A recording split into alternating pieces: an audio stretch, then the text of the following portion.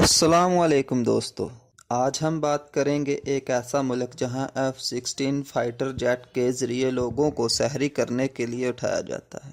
अपने टॉपिक पे आने से पहले दोस्तों, अगर आपने मेरा चैनल अब तक सब्सक्राइब नहीं किया तो मेरा चैनल सब्सक्राइब करें ताकि आपको हमारी वीडियोस मिलें सबसे पहले।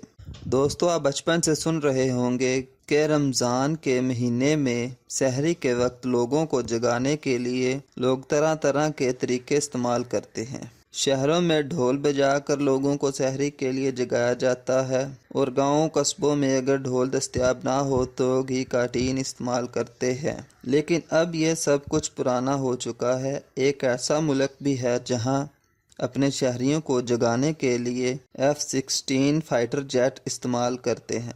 जी हाँ दोस्तों, ये कोई मनगढ़ंत कहानी नहीं, वो मुल्क इंडोनेशिया है।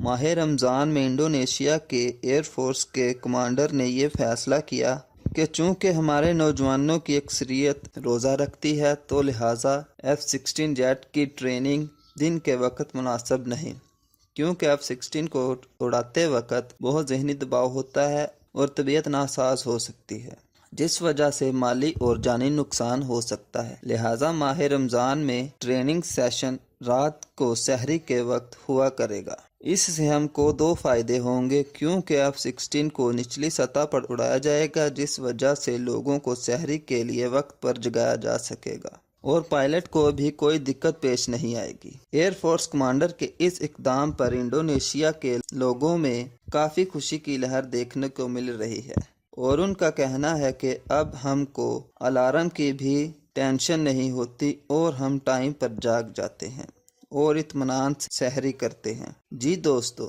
अगर आपको मेरी ये वीडियो अच्छी लगी हो तो वीडियो को लाइक ज़रूर करें और अगर नहीं तो डिसलाइक ज़रूर करें ताकि मैं अपनी वीडियोस में मज़ीद इम्प्रूवमेंट ला सकूं। शुक्रिया दोस्तों, खुदा हाफिज़।